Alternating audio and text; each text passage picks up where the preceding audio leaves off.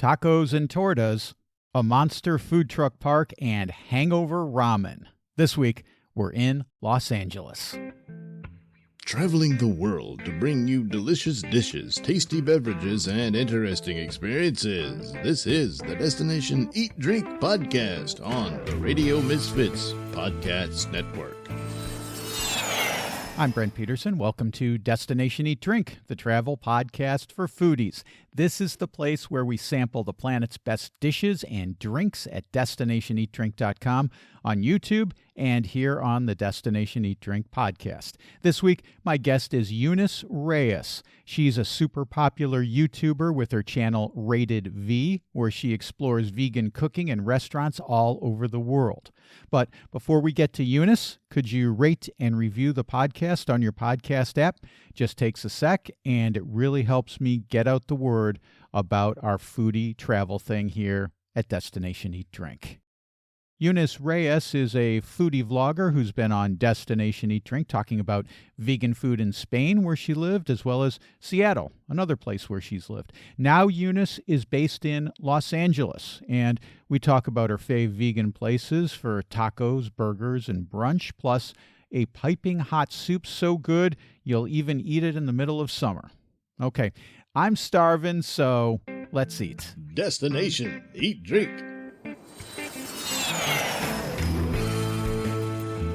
Eunice Reyes from Rated V. Thanks so much for being back on the show. I'm really excited to talk to you about Los Angeles. Hello, thank you for having me again. And yes, it's my new home. I feel like every time I'm on here, I live somewhere different where I'm talking about something completely different because I'm just bouncing around everywhere. Yeah, it's a big life-changing experience, right? Last time you were living in the Pacific Northwest. Now you're in Los Angeles. So why'd you decide to move to California? So for a few reasons, actually. So I've always wanted to live somewhere with tons of sunshine. So I just love, after living in Spain, I got used to just having sun almost every single day. And I was like, you know what, I want that again. And then two, as my vegan social media platforms keep growing, I wanted to move somewhere that allowed more networking opportunity for just bigger goals and taking things to the next level. And I know LA is like the hub for not only like a vegan scene, but also just content creation in general. So I wanted to kind of just place myself in this environment and see where I can take things, right? Because I have some goals that, shoot for the stars and try to go for it. Like my dream one day is to have some kind of show. So we'll see if that happens. I figure if I'm here, it's a little closer. Definitely. And you made the right decision. I certainly understand the sunshine argument. That's one of the reasons why we love being here in Portugal, although it's not exactly the Setúbal, Portugal is not exactly the social media hub of the world, but right. But anyway, yeah, great choice. And I've just been enjoying binging on your videos as they've been coming out. And I was catching up just the other day. Me and my girlfriend were rewatching them so I could take some notes. And she said, she goes, man, we were going to have like a little salad for dinner. Like we didn't even have anything really planned for dinner. And she's like, man, I'm so hungry now. So, my gosh, that's hilarious. So we had to make a big old dinner. And she's like, you think we could go to Los Angeles on this next trip to the U.S.? I'm like, no, it's going to be all pretty much East Coast. I don't think we're going to be able to do it this time. But she was. I know, it's so far. She was loving seeing all those places that you were going to. So congratulations on that. So happy. Yeah, great videos. Thank you. So we want to talk about the vegan scene in Los Angeles because you've put together all these videos. And when I think of Los Angeles, I've been to Los Angeles many, many times. And the first thing that pops into my head when I think of Los Angeles is tacos, taco culture. And we lived in Austin, Texas for a while, and tacos there mean one thing. Los Angeles is kind of different. Tell me about the taco vibe. Tell me what's going on with tacos in Los Angeles from a vegan perspective. Oh, yeah. So tacos obviously are a big deal here, obviously, because there's such a beautiful influence of Mexican culture here, right? There's like this large Mexican population. And from the non-vegan side, you will see taco stands pop on the street, in front of grocery stores, in front of bars, in front of clubs, like everywhere. It's like street food. Like, 'cause if you go to Mexico, for example, that's what you see. That's normal. And so I'm still waiting for the day till something like that vegan pops up. But until then, until then, it still has a very strong vegan taco scene here. There are a few that are just pop-ups, and there's others that have kind of like have a brick and mortars, and then there's other ones that are full established restaurants. So it's really great. And then there's restaurants, of course, that have tacos on their menu, right? But I would say the ones that I've really enjoyed going to the most. So, and there's different varieties, right? Which is the beauty of it. There's just so many different kinds of tacos. So a few that I've gone to that I'll mention that were also in my video. One of the originals, so the OG of the vegan taco scene here, is called Cena Vegan. And they started selling at Smorgasburg, which is a weekly pop-up that happens on Sundays in the Arts District. So a bunch of food vendors will just go on this parking lot and they'll, pop up. So it happens every day, every Sunday, all year, right? With the exception when COVID happened, like they had to stop, but it's always been a weekly thing. So that's always fun to do if you want to try a bunch of different things. But they kind of initiated this movement, right? Which was great. And they created a lot of their proteins. So that's either soy or they have gluten-free options made out of yuba skin, like the tofu skin, which is my favorite because it's, high in protein. It's it doesn't have gluten if you're like allergic to that, or maybe you don't want soy. So they do a variety of different kinds of meat. So again, like seitan or soy, yuba, and they make their own handmade tortillas too, which I really appreciate. So they do them to order, which is nice. Like that always adds like a little, extra yummy touch to tacos, right? And they also make at select locations because they now have expanded, right? Before they used to only be at Smorgasburg, but now they have one in a collective kitchen in Long Beach, and then now they're in Whittier, and also they're usually in Los Angeles. I think it's like East Los Angeles where they are at, but they have a torta that is so good. It's so good. I know it's on tacos, but for those who are not familiar, a torta is like this giant sandwich. Like theirs is literally the size of my face. And so they have like beans and lettuce and avocado and their own crema, and then you choose your protein and they ask you what salsas you want, and it's so good. The bread, like Carmen, the owner, she spent a lot of time looking for that bread because she was so particular about the type of bread to use for the torta, which for good reason, because the bread is what makes tortas, right? So yeah, that was really good. And then within the taco scene in general, not just the vegan scene, there has been this trend of birria. I don't know if you've seen it or are familiar with it. Have you seen it? I think I heard about that in New York.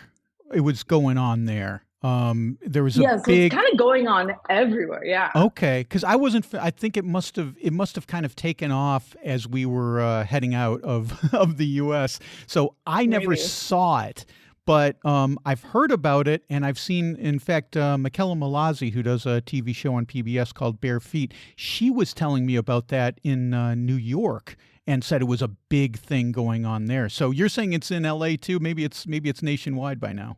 Oh yeah, it's everywhere, literally everywhere. So birria is essentially this stewed meat. It's a stewed shredded meat, right? Typically beef. But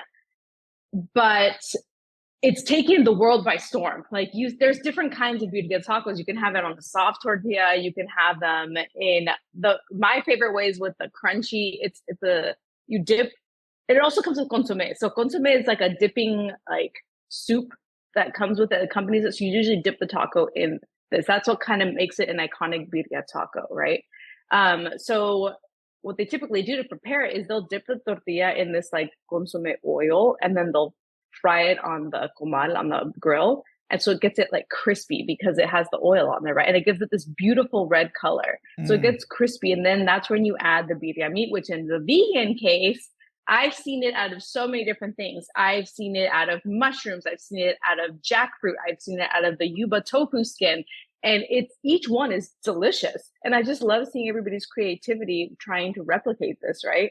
And they've done a really good job. And so they put that in there. And then there's quesabirria, which is the cheese birria, right? Which is even better, right? So it's like you put a vegan cheese and then the meat, and so it melts all together, makes it crispy, and then you just dip it in the consomme like broth, and it's so good. Wow. So for me, like, there are a couple places that do it. So each one of the places that, so Cena Vegan does one, but they do it on a soft tortilla. And then there's El Cocinero, who's also super popular. I'll get to him in a bit, that he does his version of it. And then my personal favorite, honestly, is a pop-up, and her name is, her pop-up is called Chonchitas. It's run by Evelyn and her husband, and she only pops up about once a month. However, what I really like about theirs is that she makes her own in-house cashew cheese. And when you put that on the grill, like I remember it's one of my most viral Instagram videos. It has like 10,000 likes already. It's like over 130,000 views. It's ridiculous. But, it's because like I was like filming her make it, and I was just like blown away just watching this, because she would put the cashew cheese on the grill, and then when they flip it, it looks like real cheese, like that, that chewy texture. Right. And so I don't know how she does that, but it was like, it's amazing. Wow. And then she makes her birria meat out of jackfruit, and she does such a great job of not making it taste like jackfruit. You know what I mean? Like sometimes people prepare jackfruit and it still has that acidic, slight briny flavor that jackfruit can have sometimes. And she does a really good job of eliminating all of that to where it tastes like birria meat, right? And it's ridiculous. So it's so good. And so I feel like she's done a really good job.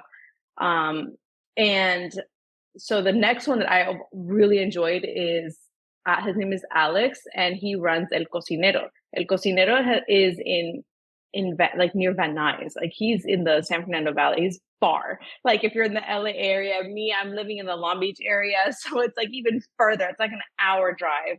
And that's not with really any traffic. With traffic, it's like an hour and a half. He does it also. His concept is really great because he has like this traditional kind of like almost like a taco, like what a taqueria looks like. You go inside and there's just all the different kinds of proteins. The majority of his proteins though are soy based. So he uses like soy curls or other things, but they're mostly soy based with exception of the jackfruit for the carnitas, right? So there you can kind of build your own kind of taco. So you can choose your protein, choose whatever like tortilla you want, or however you want it, burritos, quesadillas, everything, right? So that's a cool concept. He even has desserts like flan. So I really like how he has really nailed the vibe of what you expect when you go to like a taco shop, right? But his is all vegan. So he's become really popular. A lot of celebrities post about his food. But yeah, like he's great. But the beauty of LA is like there's great vegan tacos almost in any region. So you will definitely find the closest vegan taco shop near you, wherever you live in LA, right? You can even like in Brent and Westwood, I filmed a taco shop called Hijo de su Madre, who specializes in Yucatecan, like South Mexican food, which is another style, right? A lot of times people associate taco culture or Mexican food with northern Mexican food or from Mexico City, but not from the Yucatan Peninsula, which has a completely different vibe, right? You get a lot of mix from like Central, almost like it's Mayan influence. So it's similar to Central American food in that kind of sense. And so he does an amazing job as well with jackfruit. So yeah, that was my long little explanation of all the tacos. There's way more, but that's me in summary. And I love the little pop-ups. When we were in Austin, like some of the best taquerias were these trucks that were parked in gas station parking lots, literally in gas station parking lots. Literally, yes. And when I first moved there, I was like, how good could this be? It looks kind of run down and stuff. And then you go there and you're like, oh, I see why there's a line here. It's not to fill up their tanks, man. It's to get the tacos. Exactly. Honestly, no matter where you go, the best tacos will always come from a truck. And the reason for this is because there's less delay in it getting to your hands, if that makes sense. Mm-hmm. The faster you get it to you, the better the texture is going to be, everything, you know what I mean? So that's my theory as to why tacos from a truck are always going to be better from tacos from a restaurant. It's just the way they serve it. You just get it. You literally get it straight off the grill, kind of thing. It's kind of like eating a baked good straight out of the oven. Right. It always tastes better. Like that's kind of how tacos are. The sooner you can eat it fresh, the better, right? So definitely. You mentioned Cena, and you mentioned that they started at Smorgasburg. And I think we should talk about this place because my brother took me there when we were in LA, and it absolutely blew my mind because, I mean, I've seen food truck parks before with, lots of food trucks in them. Even in Portland, they have those pods where they have lots and lots of food trucks. But I've never seen anything like Smorgasburg before. I mean, there must be hundreds of vendors there, at least. It's pretty incredible. What's the vegan scene like there? So there are a few vegan vendors. I would say the majority are mostly non-vegan. However, you always find vegan food. There's I'm actually working on this now. It's a vegan dessert video, but all about the cinnamon rolls is a vegan. Well, they're not all vegan actually. They sell vegan cinnamon rolls. What makes them so fun is they name all of their cinnamon rolls after rappers or hip hop artists. So like the original, like just one with a, original cinnamon roll with frosting is called the Big Papa, in honor of Notorious B.I.G. And then you got the Puff Daddy, because that's just your reference of how old school it is, right? Back when he was Puff Daddy, not P. Diddy. That one has like Oreo and peanut butter. And then like there's the Missy Elliott, which has like strawberries and stuff. And so it's fun. They've kind of embraced that concept, but even though they sell non-vegan cinnamon rolls, they can make every single cinnamon roll vegan as well. So they make the vegan frosting, they make the vegan cinnamon roll, they make it, they even have a gluten-free option as well. And so they're so good. So there's that for dessert. You know what they need to do is they need to do a cinnamon roll infused with cannabis and call it the Snoop Dogg. Or with CDB or something like that, Yeah. Oh my gosh, that's hilarious. I'll let them know that idea. Yeah, right. Or put little, dot it with little gummies on the top or something like that. Yeah. Oh my gosh, that's so funny. Anyway, I was interrupting you. Go ahead. No, you're fine. Then I've seen other pop-ups, like it's a place called Champion Eats. So that's a clever name, Champion, like champignon in Spanish, but champion is also French for mushroom. Mushrooms, yeah. So they've named it like Champion Eats because everything they do is mushroom based. And so you can get like fried enoki mushroom burgers. So that's another vegan option. There's Man-Eating Plant that serves delicious like baos and noodles. And then you also have Senda Vegan in Smorgasburg. So there's other vendors. And sometimes like these vendors will have both vegan and non-vegan options. So there's definitely plenty of food for you to eat as a vegan there. Just the majority of the vendors are non-vegan, I would say. Right. Before I forget, I wanted to bring up your video about brunch in LA. I thought this was a really cool idea of doing all vegan brunch places in LA, but you went to one place that I want to talk about specifically called Floor, and they had something that I have never seen before, and I'd like you to talk about it a little bit, called the Yo Egg. Oh yeah. Describe Yo for folks what that is, because it looks, I've never seen anything like that before. It looks so cool. Yes. So Yo Egg is a company based out of Israel, actually, and they've taken the US by storm with this product. So for those who miss runny eggs, okay, like sunny side up, poached egg as meat, because again, eggs was the hardest thing for me to give up. It wasn't cheese, it was eggs, because I loved that kind of food. I loved, poached and sunny side up egg. They've created a vegan version of this. And it's actually, the ingredients are pretty great. Like it's pretty natural. So, they make the egg white out of like maybe some cornstarch and water and some sunflower oil. And then they put, it's low in calories. It has no cholesterol. Right. And so they've mimicked the yolk so well. It's almost scary, and the texture is amazing. And when they send it to you, because they don't sell in stores yet, they're working on that, but they've really made most of their impact in restaurants. So they're doing business to business as their model right now. So there's tons of restaurants in the LA area that actually sell their product. So like, for example, Flora Vegan had this focaccia open-faced like toast with the poached yolk egg on top, right? And every time you open, it's just like with the black salt on top, it tastes just like egg. It's insane. And I love it. And so there's different restaurants that have it. You kind of just look on their website for a store locator and it'll tell you where to find it. Right now, they just launched in all veggie grills nationwide, which is a huge deal, right? Because veggie grills are kind of everywhere. But yeah, so far they've been doing this whole like business to business model, but eventually I know their goal is to sell in stores. Lucky us for the US. I don't know when Europe is going to happen. I'm imagining like soon, but I watched that video and it inspired me to go look on their website, and I was like, store locator, US and Israel. And I was like, why? yeah, Why is, oh, because they're based in Israel. That's why. But nothing in Europe right. yet. So Mhm. I want to try it. It looks incredible. I saw the video and I'm like, that looks just like a sunny side up egg. Yeah, It's pretty incredible, really. it's so good. And there's a place here, one of my favorite ways I've tried it. There's a vegan crepe place here, and they do a savory vegan egg, ham, and cheese crepe. And they're from France, so they're like legit like French crepes, right? Mm. Oh my gosh, it's so good. The way they just make it, and they put pesto and like a spring salad mix. Oh my gosh, it's the best. It's one of the best ways I've had it. Wow. So they do a really good job. Yeah. Let's move on to burgers, because I think I've told you this on the podcast before, Eunice. It's like the quality of veggie burgers has just increased exponentially in the last few years, and not just because of Hmm.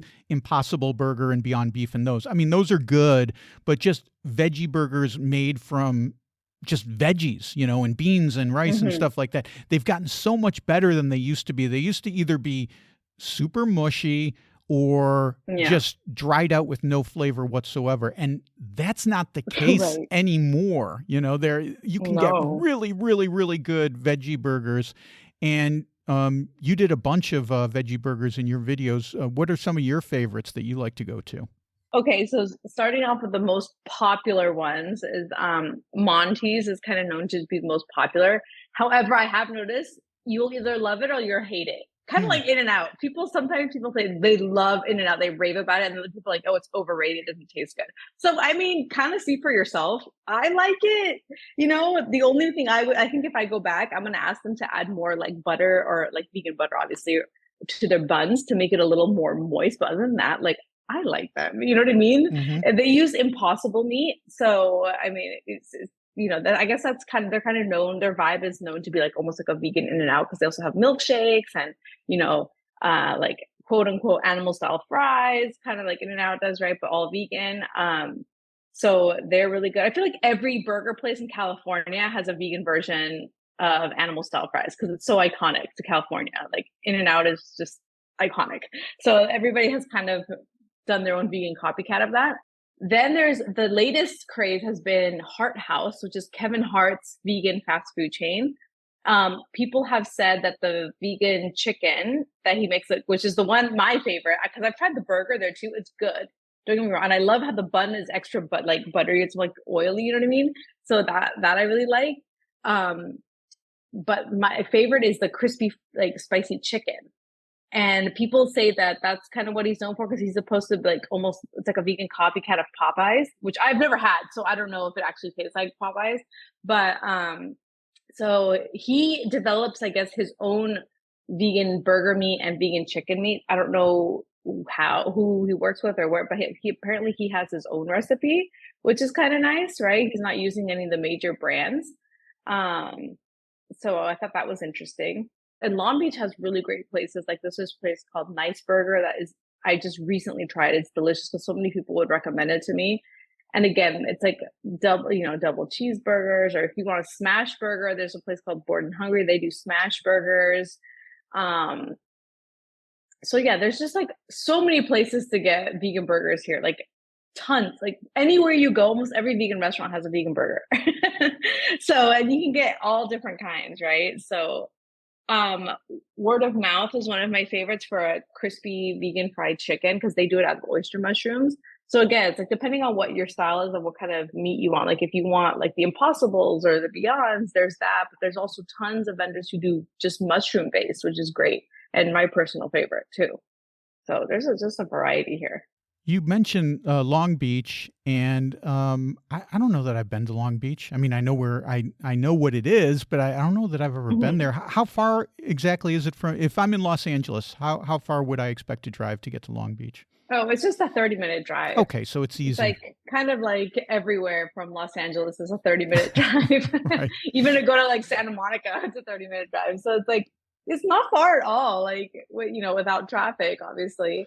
The That's the problem here is traffic is crazy. It took me a while to get used to. Like you'll see somewhere like, oh, it's only like 10 miles. You would think it's like, 15-minute drive. No, sometimes it'll be 45 minutes right, within right. the city of Los Angeles.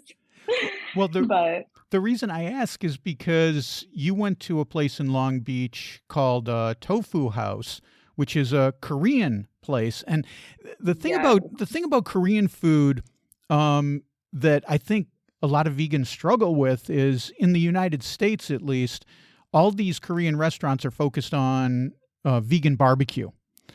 So it Mhm. can be tough to find vegan Korean food. Even kimchi isn't necessarily vegan, Mhm. which is, a lot of vegans might You're be right. surprised to find out. So I think it's exciting that you've got a Korean vegan place right there in Long Beach. Yes. Oh my gosh. So this restaurant, Sura, it's called Sura Tofu House, is my favorite restaurant in Long Beach, hands down. And before that reason, because you don't typically find a lot of these dishes vegan, and they've veganized almost everything on their menu because they also sell non-vegan food, right? They have the traditional Korean dishes, but then they also have the vegan versions of them. And all the banchan, which are the side dishes that you typically see at Korean restaurants, like the kimchi, the cucumber kimchi, etc. They've made it vegan for the whole restaurant, so everybody enjoys vegan banchan. So that way they don't have to worry about fish sauce or any of that. So all the banchan in the restaurant is vegan. And the reason for this is because the owners used to be vegan. And then when they took over the restaurant, because they had to, kind of just try all the food and everything, they kind of had to give that. They decided, okay, you know what, we'll eat as much plant-based as possible, but we still have to try this food to make sure it tastes good, right? But because that was such a big part of their lives and they wanted to contribute to the sustainability of that vegan food provides, they decided to offer a whole vegan menu. So one of my favorite things there to get is the hot tofu soup, because obviously they're a tofu house, right? So here you don't get the traditional like cook your own Korean barbecue, right? Like you would in like Koreatown, right? They do have options of like bulgogi beef vegan, but they serve it to you already cooked, right? So you don't have to cook it yourself. If for those who are not familiar with Korean barbecue, but it's delicious. Like it's so good, and they use the same like what is it, flavoring and seasoning that they would for the regular one. They just use it on the vegan meat, which is made out of, I believe, vital wheat gluten, so seitan. And then hot tofu soup. It'll be summer, and I don't care. I will still eat this soup. It is so good. It's just you can, and they offer one with mushrooms as well, and so I always get that one. And they serve it to you with like just piping hot in like the bowl that they serve it to. It's like a hot stone bowl. It's the same one that they usually serve bibimbap to, but this soup is just boiling hot, and it has tofu and veggies, and then served with rice and all the banchan. They also have like this giant ramen that's called the hangover ramen. And you can get that one vegan as well. And it's just, they have like, Korean fried chicken. Obviously this one's, they use the Impossible nuggets, but they use the same like gochujang sauce mixed in on their nugget. So it's really good. It's really flavorful. The japchae, the vegetable japchae is delicious. Japchae are glass noodles, and you could typically hack this one at other non-vegan Korean restaurants because typically they have a vegetable version and they don't usually add anything that's not vegan. unless you want to add meat to it, right? So that's one. And same with the hot tofu soups. You can typically use that one vegan. You just have to make sure they don't add fish sauce because some people do and some people don't, right? So, or maybe you can ask without it. But yeah, those are just some of my favorite dishes that they make there. And yeah, I love that restaurant. That place looks amazing. It really does. Yeah. Um, Yeah, because you can't even find this stuff in Koreatown vegan, you know what I mean? And the Koreatown has everything Korean, Korean food. And so I just like that they veganized everything. well, speaking of Asian dishes, what about vegan dim sum? Okay, so for vegan dim sum, I found a place in Culver City that is called Iron Teapot. And they have a separate vegan menu where they offer so many different dim sum options vegan. So like they have vegan shumai, they have vegan xiaolongbao, they have, I think it was called sujuk. It was like this, not sujuk, I might be saying that wrong. I'm going to forget all the names because I can't pronounce them correctly. But there was one that was like almost it was a crispy fried, almost kind of like dumpling / Chinese empanada type of thing is how I kind of interpreted it in my brain. It was delicious. That was one of my favorite things. And then they had, hagao, and they had the lor magai, which is almost like this banana leaf wrapped, like sticky rice dish. And they just have so many options. It was so good. So it's like, if you want to enjoy a dim sum experience, like Cantonese style with with the tea and everything, then that place in Culver City is definitely the place to go. It gives you the vibes for sure. I love Culver City. I think it's a totally underrated part of Los Angeles. Yeah. Their food scene there is, in my opinion, top notch. And now you've kind of talked me into Long Beach being a totally underrated, really good Oh yeah, Long Beach foodie has scene tons too. of vegan food. Yeah, like my cousin's coming this weekend to visit, and I was like, honestly, we can do a lot of food probably here in Long Beach. Long Beach has a really good vegan scene. That's It's awesome. it's slowly being discovered, I feel like. Yeah, I think maybe part of it is because the rents are lower than in Los Angeles, so folks can afford to Hmm. go out there and really experiment with some cool food ideas. So Yeah, I I think mean, that's it's not great. that much. Yeah, and it's not that much cheaper, but it is cheaper. Cheaper maybe compared to Santa Monica or something. I don't know. Yeah, exactly. um, so I wanted to ask you about my favorite vegan place in Los Angeles, which is a real splurge, I know, but Hmm. it's still my favorite place, and it's called Crossroads Kitchen. It's very famous. They've got their own cookbook, and Yes. they've written tons of articles in New York Times, Los Angeles Times about these folks. But I still Hmm. think it's really my favorite place in Los Angeles. Have you been there, Eunice? Hmm. I have. So I actually decided to treat myself there for my birthday for brunch. I haven't gone for dinner, but I decided to go for brunch. Um, and I wanted to go because again, it's for the experience. Like you get like an elevated like ambiance, right? And so I went there because for brunch they have a bagel tower. Like they serve it to you in this cute like like the tea Mm-hmm. Mm-hmm. what is it, like afternoon tea, like tiers or towers. So they serve you a bagel tower. And that one they do in collaboration with a company called Yeasty Boys. So Oh, I've heard of them. they yeah, so they have like they give it to you with carrot lox and three different kinds of vegan cream cheeses, three different kinds of bagels, capers, tomatoes, cucumber, so there's this beautiful tower. The only thing is I kind of wish that the carrot lox was a little marinated more to taste like lox. I felt like it was just julienne carrots. So that was to me my only like critique on that. But otherwise, I really do appreciate the presentation, right? And that they offer that because you don't usually get that anywhere else, like a whole bagel tower, right? And so I appreciate the experience. And then we also, because we were there, we're like, we got to order a bunch of other things. So we ended up ordering this crab benedict that they make the crab out of hearts of palm, Oh, wow. and then they do like a vegan hollandaise on top. It didn't have any kind of vegan poached egg. I was hoping they would, but they're famous for making their own yellow tomato based yolk. So it's made out of the yellow tomatoes, and they had it because they have a khachapuri, which for those who don't know what a khachapuri is, it's Georgian, but I think it's from Georgia. If not, they're also in other countries as well. But it's like this boat bread, and it usually has melted vegan cheese and then a egg in the middle, right? So Right. obviously, as a vegan, you can't really find that anywhere. But they've made a vegan version. They've made it like a little one. So I was like, okay, I have to try this, and so that was good. And I appreciate that they make a yolk out of yellow tomato, right?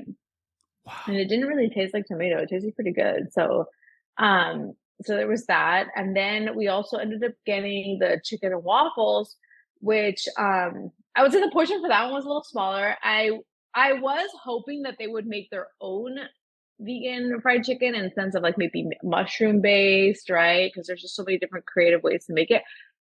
But they used the impossible meat, I guess, the impossible chicken, like tender. So I was kind of like, I don't get me wrong, it was still really good. We ate it, but I kind of was like, for a place that is so elevated, I would expect them to kind of maybe create their own thing because there's food trucks that make their own. You know what I mean? Yeah. So that's my critique on that. But again, it's definitely worth going to try for the experience. And they have, I want to go back for dinner because their dinner menu is completely different too, right? And Yes. so it's definitely one to just go and check out.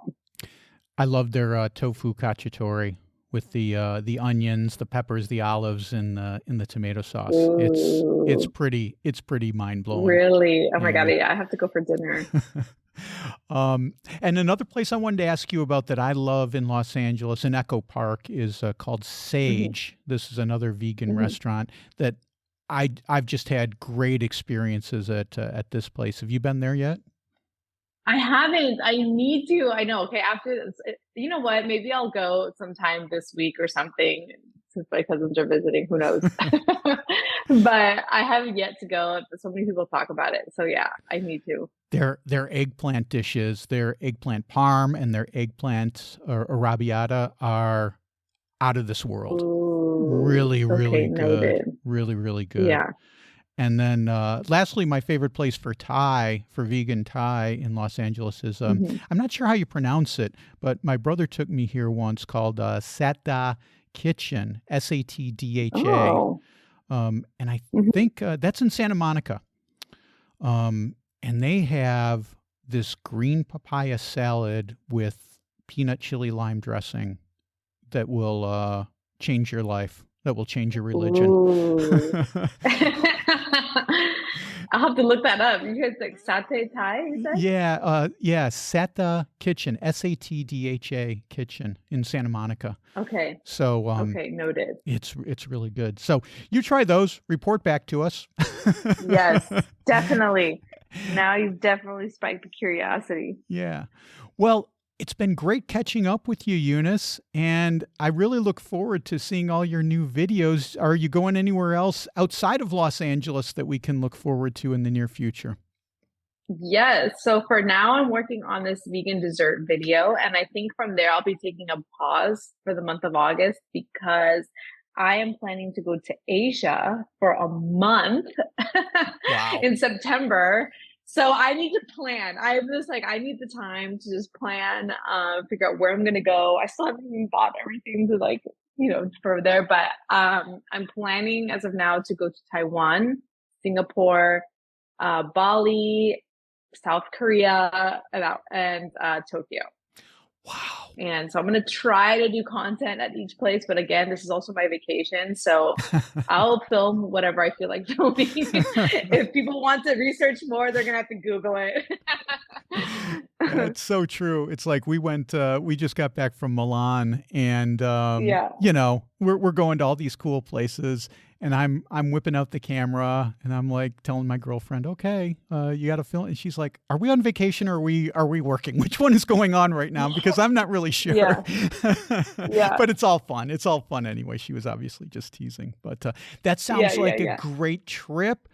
I am looking forward to seeing all those places that I've never been to and seeing what your take is on those, Eunice. So well, and it's funny because I do already have a video on Singapore because this will be my second time in Singapore. I just liked it so much, and my friends that are going with me have never been, and I was like, you know what, I wouldn't mind going again. So It is one of my very first earlier videos I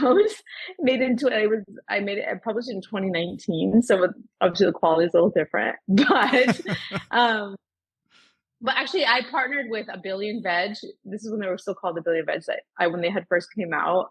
And we did the video together. So they helped me with the camera and everything, but it's on YouTube. If you just look up Rated V Singapore, you'll see it. So you'll find some places that were really good. Yeah. Good. All right. Well, thanks, Eunice. Folks should look you up on YouTube at Rated V. We'll also have a link in the show notes. Thanks for being on the show today. Great to talk to you.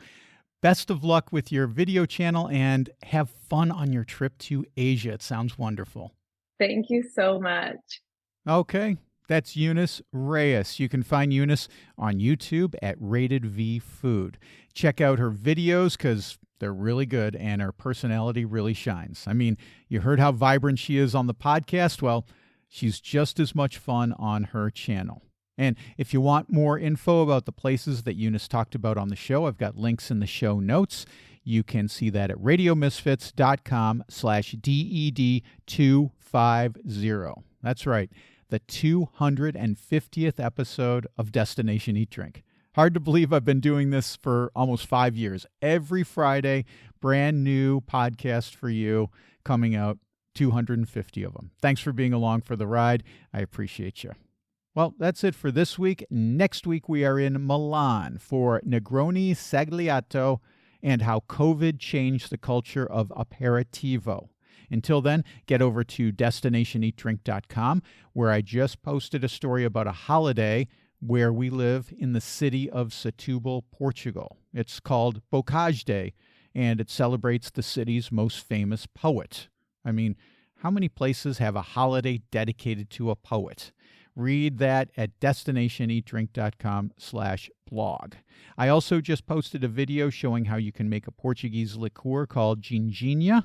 You can see that by clicking on the video tab at destinationeatdrink.com or by going to YouTube at Destination Eat Drink 946. And remember, while you're over at Destination Eat Drink, be sure to sign up for the free monthly newsletter so you can keep up to date with all the videos, stories, foodie travel guides, and podcast episodes here at Destination Eat Drink headquarters. Destination Eat Drink is distributed by the Radio Misfits Podcast Network and a guy whose piping hot tofu soup is made with a broth of scotch, Ed Silla. Thanks, Ed. I'm Brent Peterson. I'll see you down the road. Join us next week for another culinary adventure on Destination Eat Drink, a presentation of the Radio Misfits Podcast Network.